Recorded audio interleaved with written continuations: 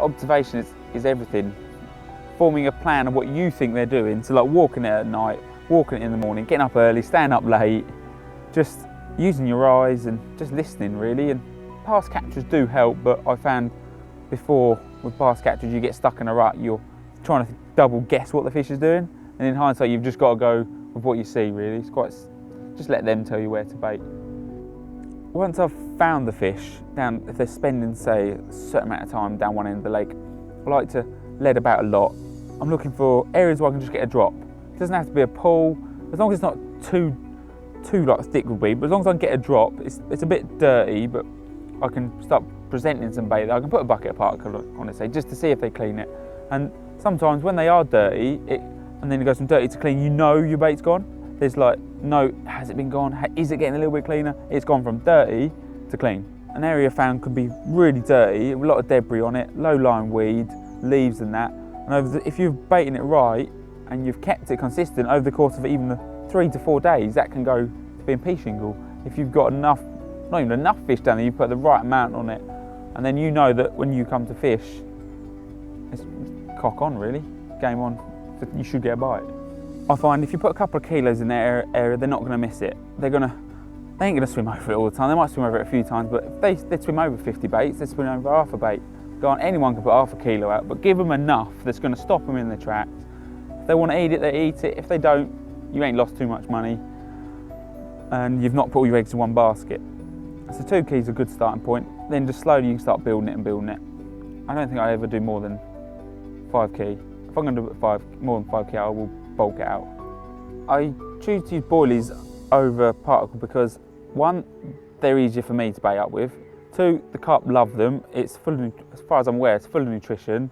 I don't know much about bait, but I use a quality one that it catches a lot of carp. It's got a good track record, and the carp like it. If they've used a lot of energy up in the day, they can replenish their energy a lot quicker. I think on a boilie, it's easier for them. They can eat 10, 20 millers. They don't have to eat 20 mouthfuls of seed. And they're just easier to catch over boilies. Anyone that says they ain't, obviously, I think is a liar. If I want to put say 10 kilos in, I would then put 5 kilos of boilies, and then I would bulk it out with probably tiger nuts and probably pellet. Just because pellet stays on the bottom longer, and tiger nuts and pellet are just so cheap. Because then, if I put 10 kilo boilies out, that's a lot of money at the end of the day. I'm not a millionaire, I'm a carp angler.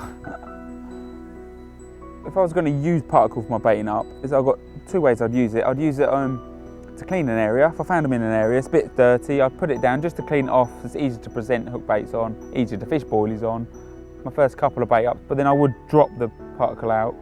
The other example is, if I was fishing further away from home and I couldn't get there in the week, I would then take big buckets of particle and I would feed it. I'd give them big hits, big buckets full, because although there's loads of carp we will want to catch, just some of them are just a little bit out of reach and just out of practical really. There's only 24 hours in a day.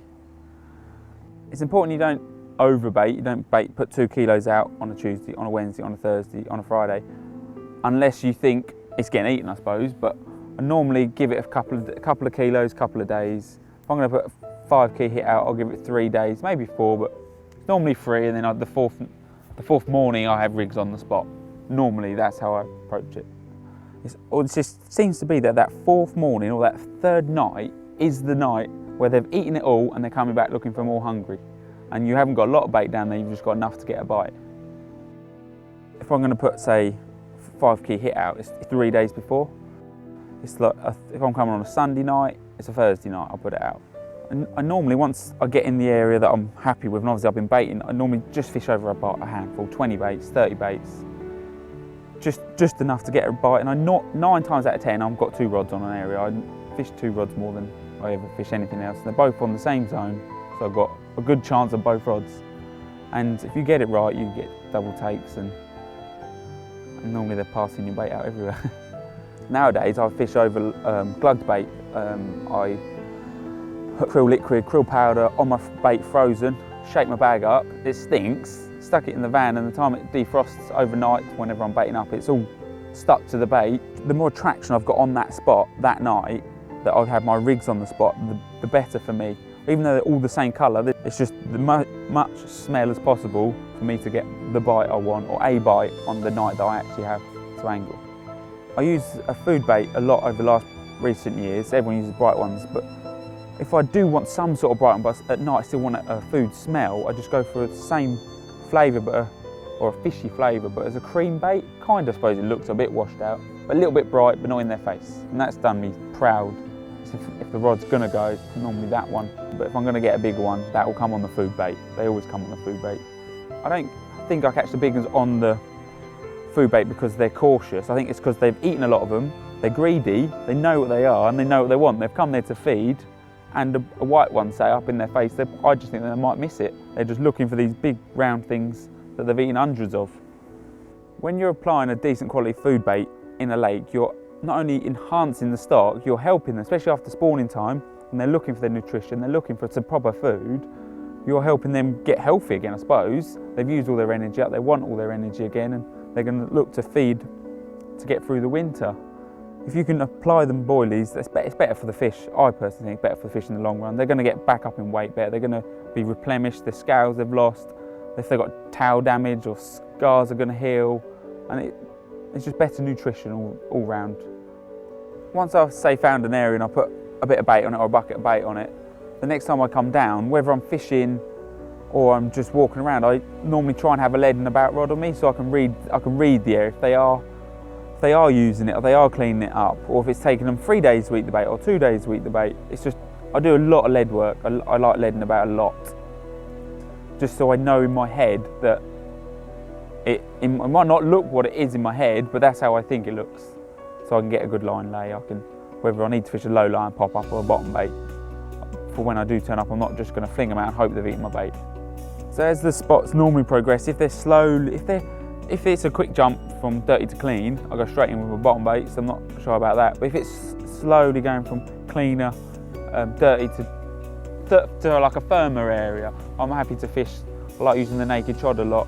I use naked chods over hinge rigs nowadays, just because I find they're a bit more delicate. Everyone uses hinge rigs, and you can turn up middle of the night, flick them out on your spots, hit your clip, and you don't have to worry about tangles or anything. Sometimes a certain part, if you're fishing like a biggish area, like a couple of brolly sides, there's one part of the spot might be cleaner than the other part of the spot. So if I have to fish a bottom bait and a chod rig, I'm not that worried about it. I'm confident on both my rigs.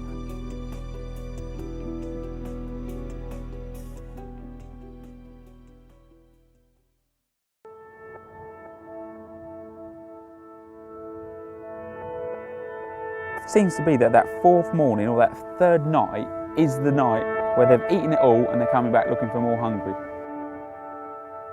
Once you've done a successful bait up, there's no one around, no one's seen you, and you close the gate behind and you've got away with it. It's just mega. It's caught me lots of extra carp, where in the sense where I might have caught one carp on the trip, I've caught 3.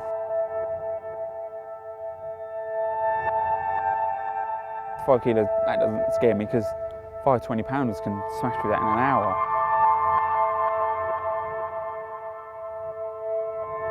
I'm not that worried about having certain pH levels and stuff like that. Just a good quality fish meal that I know they're going to eat.